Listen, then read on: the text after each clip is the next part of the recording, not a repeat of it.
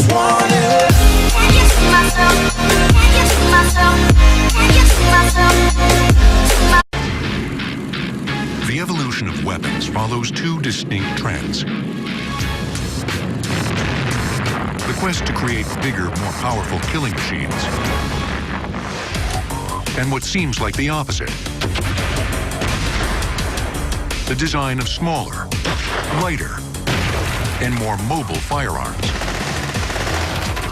Throughout time, the idea is that a weapon is a compromise between range, lethality, and accuracy. When a weapon is developed, it's usually heavy, it's large, it's meant to be very powerful. But for every class of weapon, engineers also work to transform the big and bulky into the lean and mean. And so rifles have gotten smaller. Machine guns have gotten smaller. And for every one of these heavy weapons, we've had a development of a lighter weapon.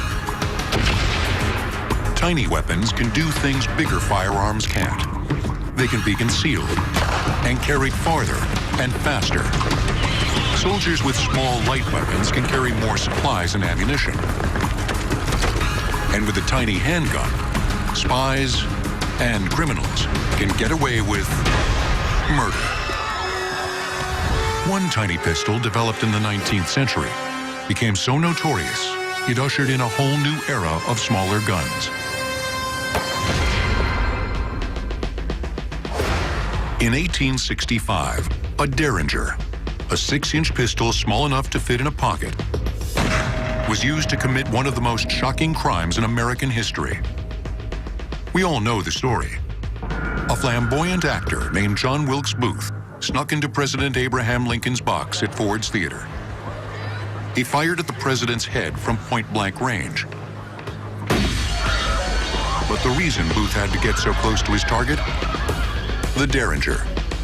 This new tiny pistol wasn't accurate at long range. It would spray bullets every which way out of the barrel.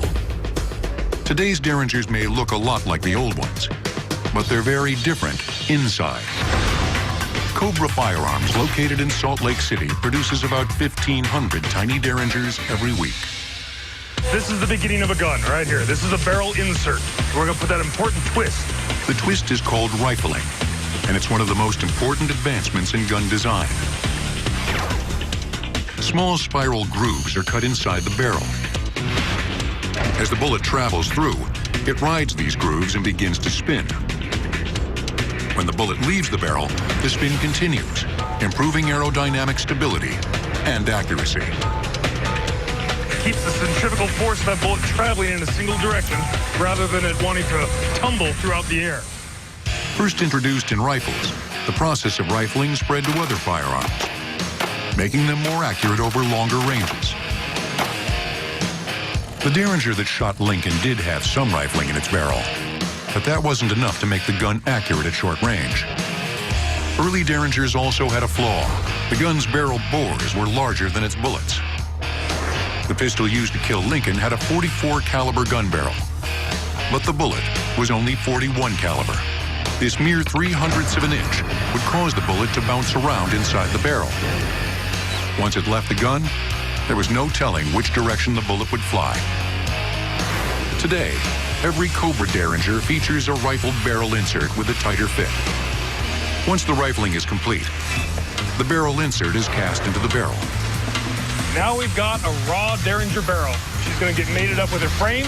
They're going to travel through the system and turn into a firearm. We're going to start at the all-important hinge hole. The barrel and frame are connected at the hinge hole. This allows the weapon to open and close for loading. Next, workers drill the lock hole. Once they put the lock in position, the barrel will remain fixed to the frame for firing. Derringers have been manufactured since 1852. With the Lincoln assassination, they became so popular that other manufacturers began copying their design, but with a very subtle difference. If you were to look at an actual Derringer made by Derringer, the spelling is with one single R. Now, there were attempts to copy his weapons even in the day that he made them, and they spelled the name with two R's. Henry Derringer continued making guns until his death in 1868. But Derringer spelled with two R's has now become a generic term for any small 1- or 2-round pistol. Another key difference between 19th century Derringers and today's is the emphasis on safety. Cobra strives to make their weapons as safe as possible. This crossbolt safety that we've added to it prevents what's called drop fires. So if the firearm is ever dropped on the ground and strikes its hammer when loaded, it won't ever discharge. 28 individually machined parts go into making every Cobra Derringer. When they're all in place, the gun is tested. We will want to test each and every gun before it leaves Cobra, so the end user is going to be safe. Weighing less than a pound and loaded with .22 caliber ammunition, this Virgin Derringer is ready for its debut.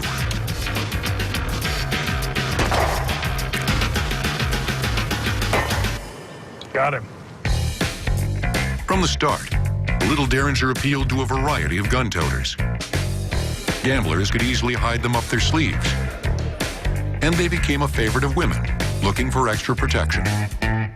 The most common use would have been among prostitutes who would have needed to defend themselves against unwanted attacks. The Derringer remained popular, but as technology continued to improve, small handguns got even smaller and cheaper. Not surprisingly, criminals and gangsters embraced them, inspiring a name for their weapon of choice, the Saturday Night Special. This was the gun that you took out on Saturday night in case something happened, and if you had to, it was a throwaway piece. Saturday Night Special is a label given to an entire group of cheap small handguns. Easy for criminals to toss before police could find them. With nearly a decade of crime-fighting experience, George Wunderlich has seen his share of Saturday Night Specials. The Astra 25 is one of those Saturday Night Specials that's gained a certain notoriety. It's very easily concealable. You can hide it in your hand. It's as thin as a wallet. This was the gun of choice. In the first half of the 20th century, gang violence exploded in the U.S. More gangsters meant more guns on the street, and the smaller, the better.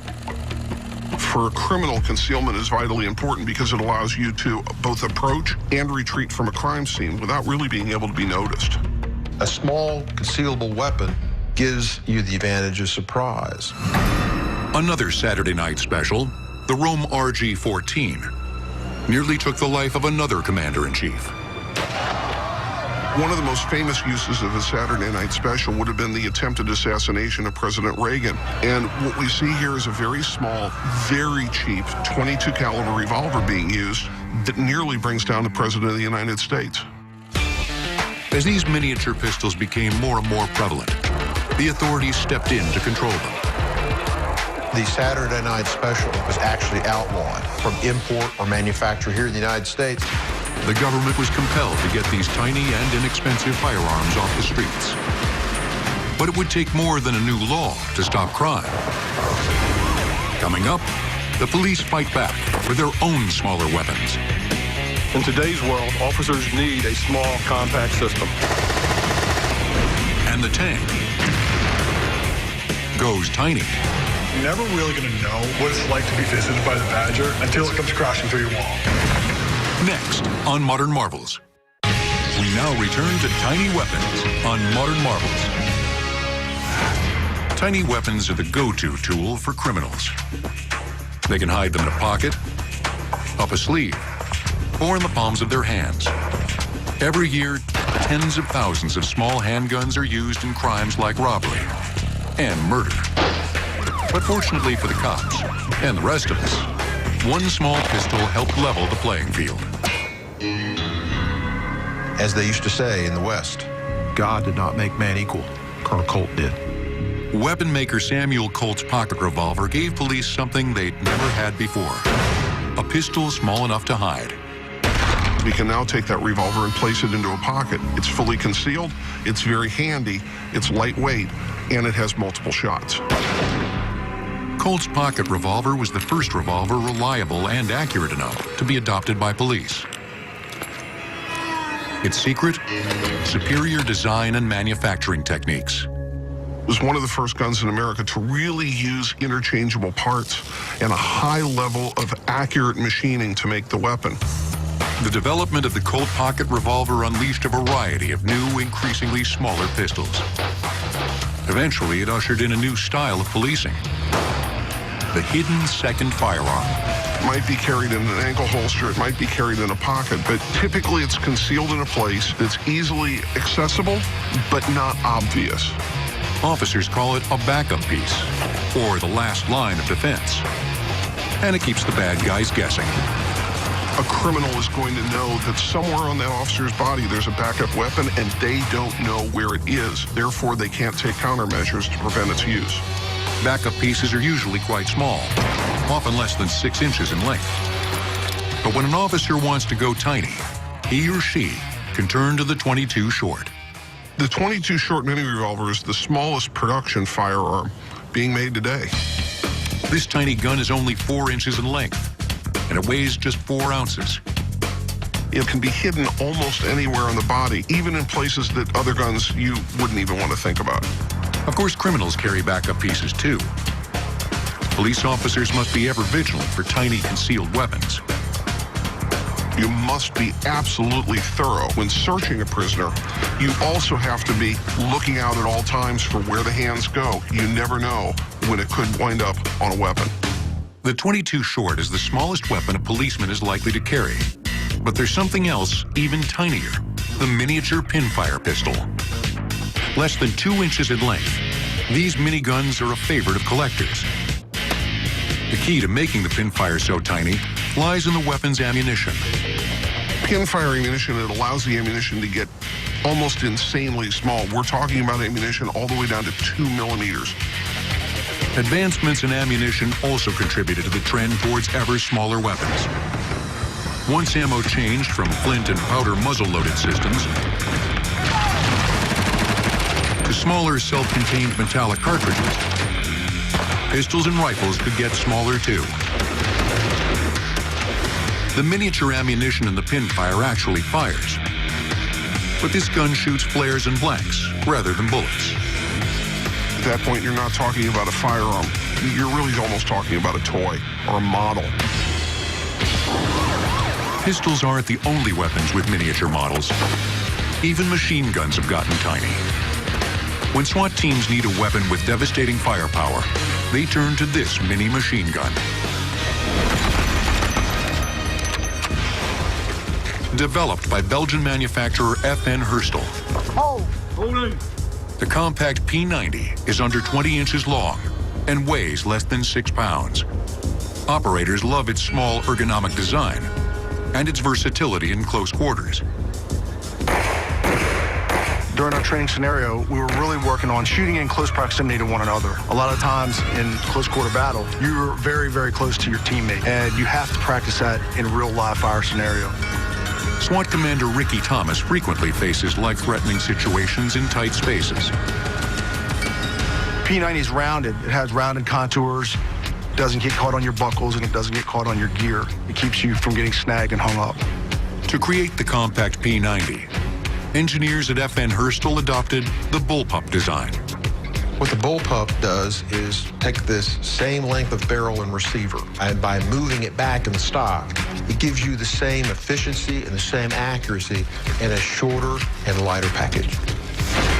In standard weapons, the barrel and receiver are placed in front of the trigger.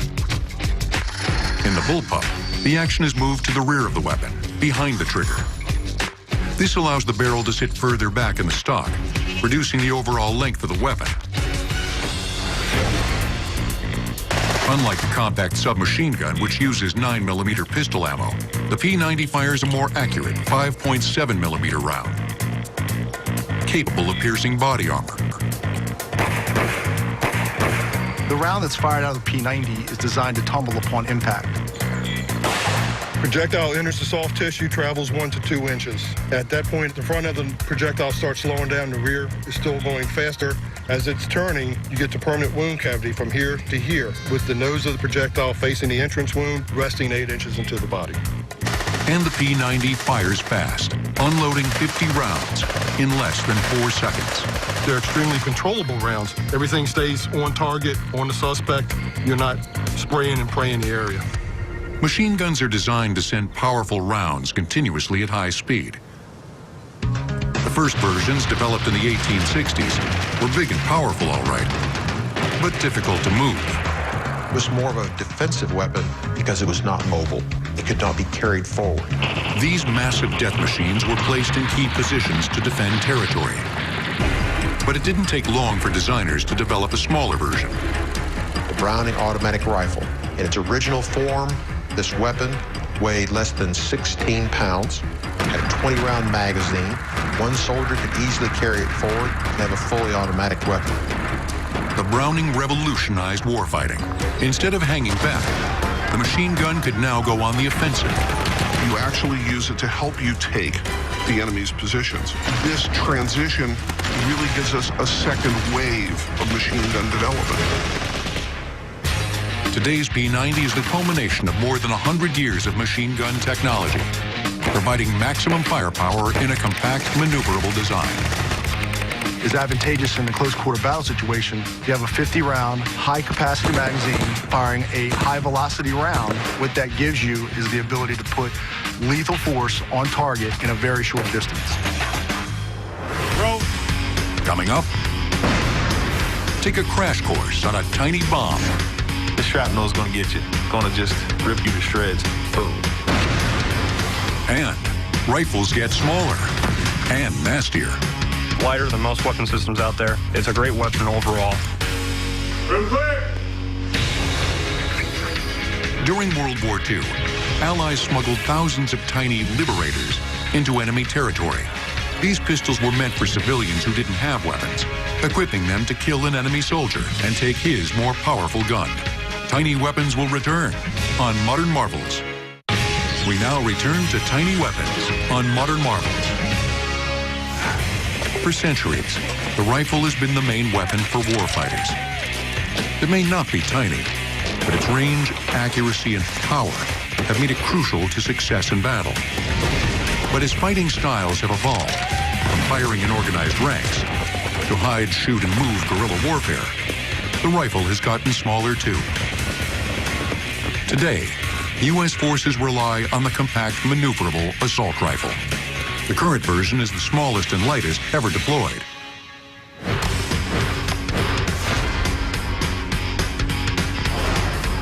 The M4 assault rifle is nearly 20% smaller than its predecessor.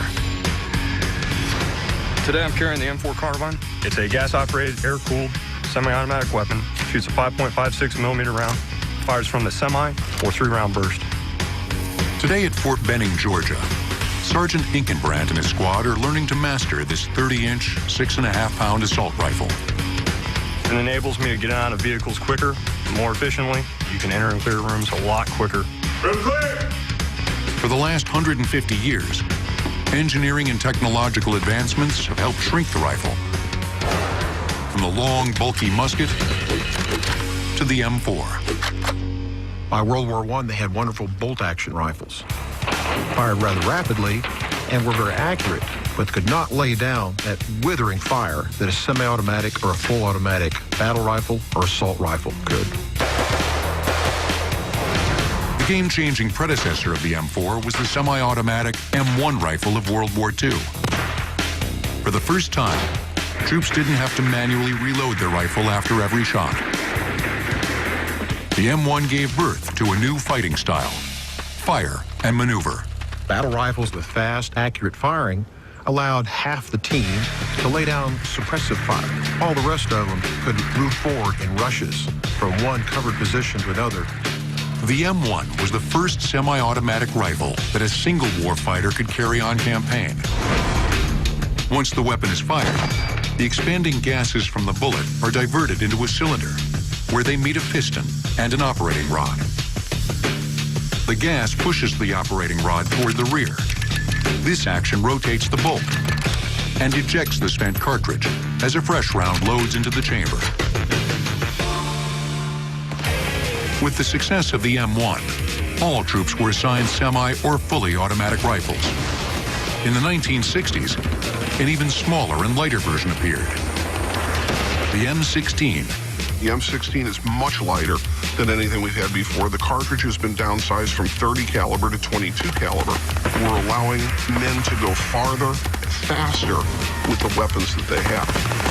The M16 enabled troops to move faster through the jungles of Vietnam. Today's M4, first used in 1994, is about 10 inches shorter and a pound and a half lighter than the M16. Well, I prefer the M4 because it's smaller and it's lighter than most weapon systems out there. It's a more effective weapon when it comes to clearing rooms in urban environments. It's accurate up to 500 meters. It's a great weapon overall. As battle conditions change, the assault rifle will continue to evolve. Developments in caseless ammo and the introduction of lightweight metals like titanium and scandium could shrink the assault rifle even more. Throw. But when warfighters need something even smaller and more powerful, they can grab this miniature bomb. All good. It's just 4 inches in length and weighs less than a pound. Throw.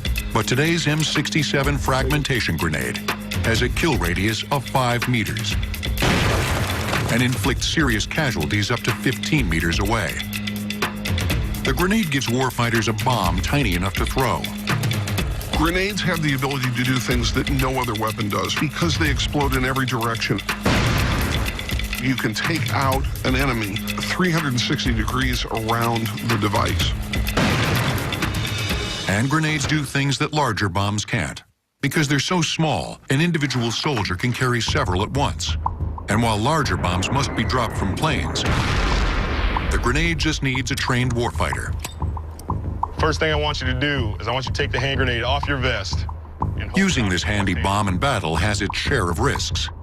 So the M67 is designed with 3 safety devices to prevent it from detonating accidentally. The pull ring or pin, along with a safety clip, hold the spoon in position. You're going to insert one of 2 fingers, either your pointer finger or your social finger. Insert one of those 2 fingers, and then just pop your chest. The final safety on the grenade is the spoon. Once it's released, a spring-loaded firing pin hits a percussion cap, starting the time delay fuse. Approximately 5 seconds later, the grenade detonates. Hand grenades have existed for centuries, and like most weapons, they've gotten smaller in size. The Chinese created the first version over 1,000 years ago.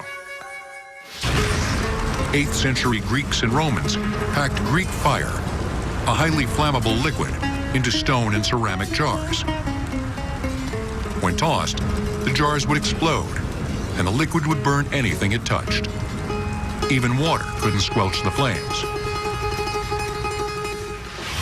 While extremely effective, grenades didn't go mainstream until the trench battles of World War I. Fighting from trench to trench, the grenade made sense because it could be thrown from one covered position into another covered position with enough explosive force and fragments to incapacitate or kill an enemy. Grenade designs continued to improve. The weapons became smaller and more powerful. But there's an inherent danger. The problem with hand grenades is that they will often throw fragments around their radius farther than a soldier can throw them. Training today's war fighters with M67 frag grenades is serious business. Instructors cover every possible scenario.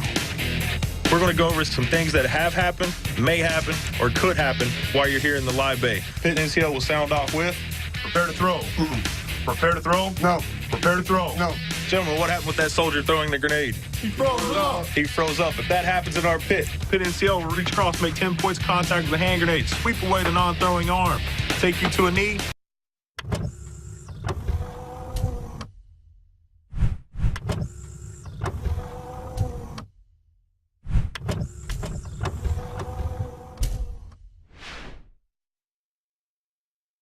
and motivate you. He'll sing you a song, talk to you, tell you about whatever it is you need to hear. Once that soldier is ready to throw, he'll stand him up.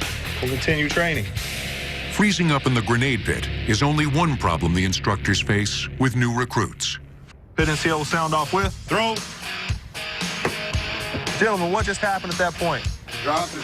He dropped his guide hand. He attempted to take a knee when he was throwing the hand grenade. If that happens, Pit NCO will sound off with Grenade inside the pit. He will then reach across, make 2 points of contact, take you outside the pit. When you land, it'll be ground, private, Pit NCO. That is to ensure that you are safe. We can cover you up at that time. If everything goes right on the range, Pit NCO will sound off with throw. Boom. Some of the best situations for the hand grenade is to use it when clearing a building. Any point where you can't see around a room, but you know there's an enemy in there. Fragmentation grenade, it's going to blow everything up in there. Thousands and thousands of pieces, literally, that's going to just rip you to shreds. This shrapnel is going to get you. While the M67 is the most popular grenade in use, other types, like the thermite grenade, are extremely effective. Thermite grenade is not to kill enemy soldiers, it's to kill equipment. It creates an enormous amount of chemical energy and heat, and it basically fuses the metal parts together so it cannot be used. Another type of grenade isn't used to destroy, but to conceal. Smoke grenades can be incredibly important when you want to advance your position. It allows you to do behind the smoke whatever you need to do without being visible to your opponent. Sniper threats are a huge thing in Iraq and Afghanistan. If you're having sniper contact and you have to cross a danger area like a road, a stream, pop some smoke grenades. Perfect concealment for you as you're moving across the danger areas. Bro. My favorite thing about an M67 hand grenade is the fact that I can produce more casualties faster with the M67 than I can with my personal weapon. You just can't match the amount of firepower that you have with just the hand grenade. The quest to go small isn't just about handheld firearms. One of the biggest and baddest military weapons is also going tiny. At Howe & Howe Technologies in Waterboro, Maine, brothers Mike and Jeff are building high-tech armored vehicles. And one model takes tiny to a whole new level. You're never really going to know what it's like to be visited by the Badger until it comes crashing through your wall. I'm pretty sure you don't want that happening. No. Created for SWAT and Special Forces, the Badger is a one-man all-terrain vehicle designed to breach buildings and other fortified positions. It's currently the smallest passenger tank on Earth. The most unique thing about the Badger is it's super small. It's only 32 inches wide, so it can fit through a door. That was really the huge engineering challenge for us to build a tank that's smaller than a human, yet can fit a human in it. Its small size makes the Badger incredibly mobile, and its armor plating can repel large caliber rounds. The shape of the Badger's front end is crucial to its success in the field. The more angled this vehicle is to the person that's shooting at it, the better it's going to be at deflecting bullets. Here we have a 50 caliber armor-piercing round that just barely made it in and then it ricocheted out. Here we have an AK-47. Those are very, very, very powerful rounds. Handgun round won't even mar the paint on this. And it's not just impervious to rifle fire. The Badger can stand up to small explosives, too. I can't really tell you the size of explosive that this thing can handle, but it put this thing 8 feet in the air and only sustained about 25 Gs on the inside, which means the guy survived. Storming buildings uninvited is the Badger's specialty. We've used it to punch through cinder block walls, reinforced rebar walls. In the event there's an emergency, something's going on, we don't want the Badger to have to run around and look for a door. It can literally go through a wall. Bringing the Badger to life wasn't easy. Just cutting the armor was a massive undertaking. One of the most difficult things with the Badger is how do you cut the material? This is so hard, you can hear it. The answer? Water jet cutting. At 60,000 pounds per square inch of pressure, the water jet cutter can slice through hardened steel and granite. In engineering, you never really know what you're going to end up with until it's done. And so that's why here we produce prototypes and we test and we test and we test again. And by the end of the day, if we've done a good job, we have a vehicle that is really survivable. The mini tank doesn't end with the Badger. Robots right now are really important for the military. We want to reduce the amount of casualties we're getting abroad and bring our soldiers home. We have today's technology, which is a human small miniature tank, to tomorrow's technology, which is a very, very small robot that can still do that mission, but remove the human right out of the hazardous environment. Coming up, they may look like toys, but these remote-controlled planes are saving lives. These are instrumental to the way our warfighters operate. Get down! Put the weapon down! Land your stomach! And nuclear weapons go portable. Next on Modern Marvels. We now return to tiny weapons on Modern Marvels. Flying behind enemy lines to gather intelligence is risky business. So the Air Force developed a small unmanned aerial vehicle in the 1990s. The Predator. At just 27 feet long and with a wingspan of 49 feet, it's flown remotely and can stay airborne for 40 hours. Armed with 2 Hellfire missiles, this UAV delivers a punch that can destroy tanks or bust bunkers. But for today's frontline warfighter, the Predator isn't practical. Faced with an enemy that's planting IEDs or sniping from rooftops, troops now have their own smaller versions that can be carried in a backpack and launched by hand. The brains behind this new generation of UAVs is AeroVironment in Southern California. These unmanned aircraft systems are instrumental to the way our warfighters operate. They provide critical information within a critical time frame that enables those warfighters to do what they need to do to complete their mission. AeroVironment has 3 small UAVs in production, each with different capabilities. If they need to keep continuous coverage over an area for an extended period of time, they might want to use a Puma system, which can fly for 2 hours. The Puma is the largest of the 3, with an 8-foot wingspan. It weighs about 13 pounds. What also sets the Puma apart is a mechanical rotating camera that can lock on a target and maintain constant surveillance. The airplane can fly in a straight line and can keep the camera focused on a given target, which helps them do their jobs much more effectively. And we can clearly see he has a weapon on the ground. He has a shovel in his hand, and he appears to be digging a hole. We've gotten really good feedback from the field where soldiers have been able to get intelligence just like this. When troops need a smaller, even more mobile UAV, they can turn to the Raven. Raven is the most prolific unmanned aircraft in the world today. We've shipped more than 15,000 of these little airplanes to customers all over the world. The Raven is more concealable than the Puma, but it can only stay airborne for 90 minutes. AeroVironment's smallest UAV, the Wasp, is roughly the size of a hobbyist's remote-controlled plane. Less is definitely more for our military customers. The Wasp is the smallest unmanned aircraft system in the world today. It weighs about 1 pound. It flies for about 45 minutes. It can be packed inside of a backpack. You just throw it in the air and it flies away. The Wasp's small size and quiet electric motor make it nearly undetectable from the ground. Tiny, stealthy, unmanned aircraft are the perfect tools for troops facing sniper fire. Once they know where the enemy is hiding, they can lower the hammer. Get down! Put the weapon down! Land your stomach! Sergeant. These are used by frontline warfighters. They have to be small. They have to be light. These mini UAVs also have to be tough.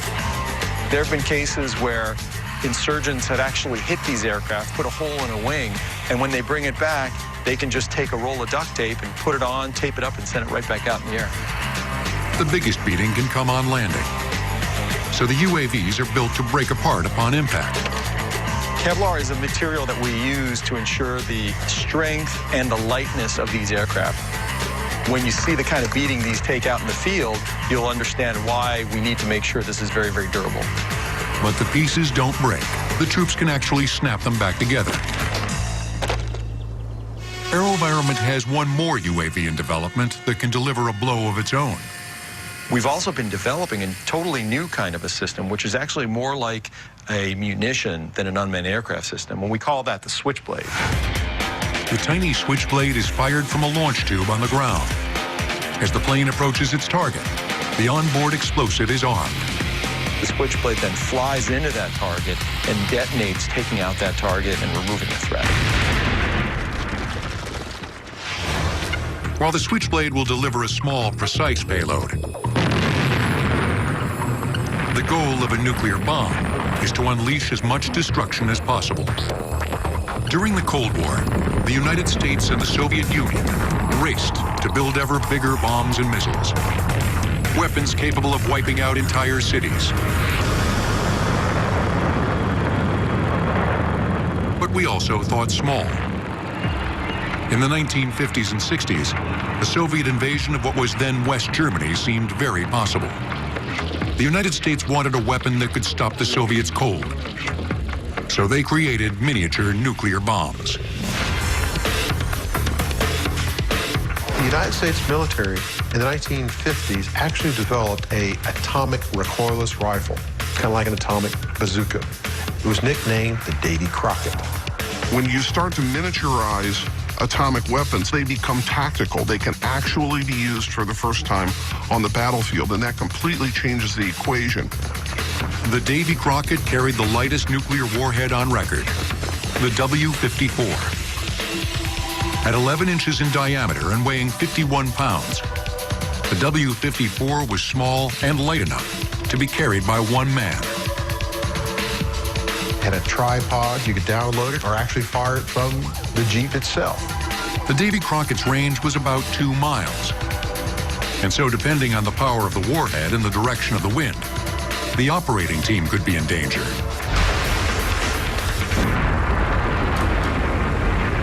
With the more powerful explosive heads that were used on the Davy Crockett, there's actually a possibility that the range of the kill zone is greater than the effective range of the weapon, making it a weapon of last resort. The Davy Crockett was tested several times, but never used in combat. Eventually, the weapon was stockpiled and then decommissioned in 1971. Next on Modern Marvels, more than just tiny. These weapons are in disguise. You have a right to defend yourself. We advise strike hard and get out of there. Between 1961 and 1971, 2,100 Davy Crockett systems were deployed throughout Europe. It was last tested above ground on July 17, 1962. This marked the final U.S.-sponsored above-ground test of any nuclear weapon. Tiny weapons will return on Modern Marvels. We now return to tiny weapons on Modern Marvels. We've seen how advances in technology have made weapons smaller, more maneuverable, but just as deadly. These tiny tools make fighting more efficient, both for the good guys and the bad. But another, more secret group of weapon wielders relies on miniature devices to survive. Spies. When you start to get into the realm of spies, you're talking about miniaturized and unusual weapons, really of types that almost boggle the mind. Cigarette packs, lipstick cases, even pens have all been transformed into firearms. The intelligence community is incredibly creative when it comes to tiny weapons. One of the more interesting cases was actually an umbrella used to deliver a poison dart. In 1978, Bulgarian dissident Georgy Markov was killed when a tiny pellet of ricin was injected into his leg. They figured out what happened during the autopsy. Almost anything can be disguised. It's really quite amazing. Spies may have an arsenal of secret weapons, but they're not alone. Irv Miller and his wife Laura have been developing tiny self-defense weapons for civilians, police, and corrections officers. At some point in everybody's life, they get scared. Having some type of self-defense weapon on you is a good idea. Irv bought his first stun gun more than 20 years ago and got instantly hooked on small, less lethal weapons. Not every situation calls for a lethal action. Lethal actions are literally life and death. One of Irv's best sellers is the Kubaton. This slim impact weapon packs a punch in less than 6 inches of aluminum or plastic. What makes it so effective is that there's pressure points all over the body. Understanding the body's various pressure points is key to mastering the Kubaton. You take a hard object like a Kubaton, you press that anywhere around the wrist and squeeze from the other side with your thumbs. You're going to take total control of that person. With hundreds of applications, the Kubaton can be used in almost any scenario. Somebody comes up from behind you and grabs you. She'll press the Kubaton down into the elbow area, and then takes control of the wrist. It's one of many pressure points. When she presses down, my hand lets go. No matter how big the guy is, if he grabs you, you put one of these between his knuckles and pull his hand, he's going to let go, and he's going to go with that hand. At first glance, the Wildcat keychain seems harmless, even cute. But squeeze it inside your fist, and it becomes a devastating self-defense weapon. Another close-quarters weapon that we sell are stun guns. Stun guns deliver a disabling electric shock. Law enforcement has used them for decades, and more recently, the general public. A stun gun works off a simple 3 or 9 volt battery system. Energy is sent through a set of capacitors to produce a high voltage current, from 100,000 volts to more than 1 million. The strong electric shock disrupts the signals that go from the brain to the voluntary muscles, causing them to shut down. The effects last up to several minutes. Consumer stun guns come in a variety of tiny shapes and sizes. This gun here doubles as a cell phone. Everybody's carrying a cell phone, but this cell phone has an LED light which comes in handy, but even more importantly, it's a stun gun. What's great about these mini stun guns is they're small, compact, very concealable, and they pack a hell of a punch. Stun guns are considered close-quarter weapons. When you need a tiny weapon with a longer range, you can grab a can of pepper spray. What pepper spray is a mixture of very hot peppers with a few other components that cause the body to do things involuntarily. The eyes will slam shut. Your lungs feel like they're closing up.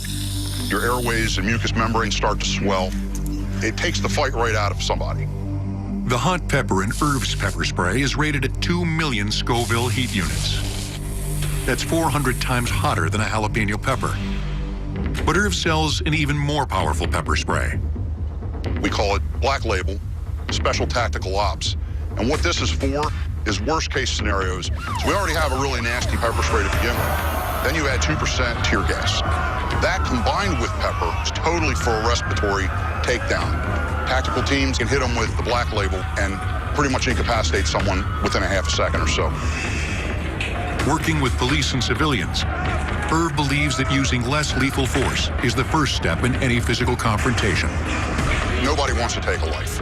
In most situations, if you pull the pepper spray to use it first and it gets ugly fast, you literally throw the spray and you pull your sidearm. That's how it's done. From the city streets to the fields of war, as weapons get more powerful, ingenuity shrinks them down. Making weapons big is easy. The hard part is trying to make something that works so that one soldier can carry it into battle. Whether it's for self-defense against a single foe or full-scale war versus an army of enemies, tiny weapons have a big place in today's arsenals. Throw.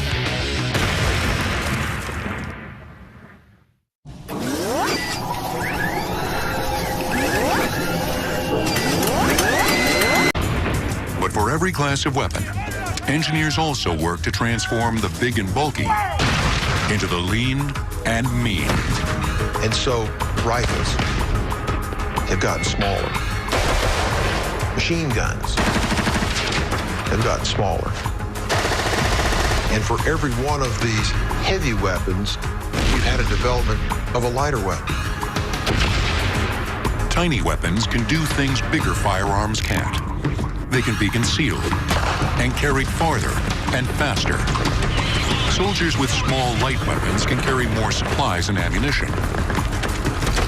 And with a tiny handgun, spies, and criminals can get away with murder. One tiny pistol developed in the 19th century became so notorious. Lincoln did have some rifling in its barrel, but that wasn't enough to make the gun accurate at short range. Early Derringers also had a flaw. The gun's barrel bores were larger than its bullets. The pistol used to kill Lincoln had a .44 caliber gun barrel, but the bullet was only .41 caliber. This mere 0.03 of an inch would cause the bullet to bounce around inside the barrel. Once it left the gun, there was no telling which direction the bullet would fly. Today, every Cobra Derringer features a rifled barrel insert with a tighter fit. Once the rifling is complete, the barrel insert is cast into the barrel.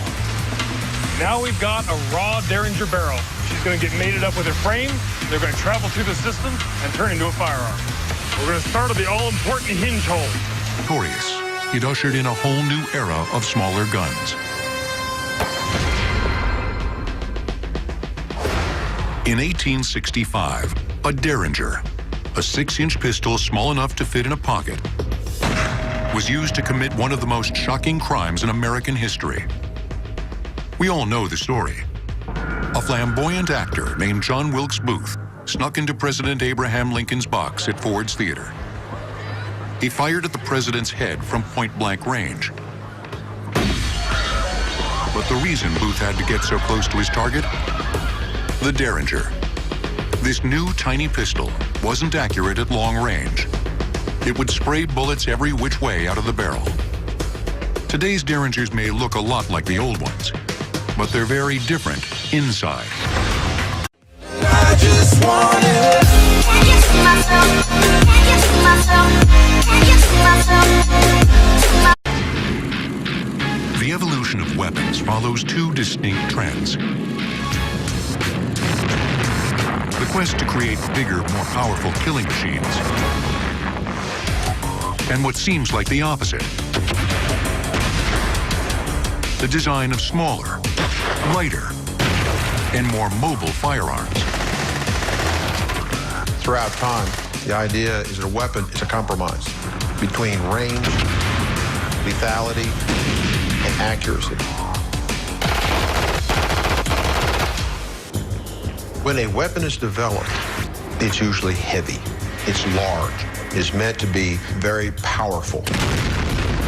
Cobra Firearms, located in Salt Lake City, produces about 1,500 tiny Derringers every week. This is the beginning of a gun right here. This is a barrel insert. We're going to put that important twist. The twist is called rifling, and it's one of the most important advancements in gun design. Small spiral grooves are cut inside the barrel. As the bullet travels through, it rides these grooves and begins to spin. When the bullet leaves the barrel, the spin continues, improving aerodynamic stability and accuracy. Keeps the centrifugal force of that bullet traveling in a single direction rather than it wanting to tumble throughout the air. First introduced in rifles, the process of rifling spread to other firearms, making them more accurate over longer ranges. The Derringer that shot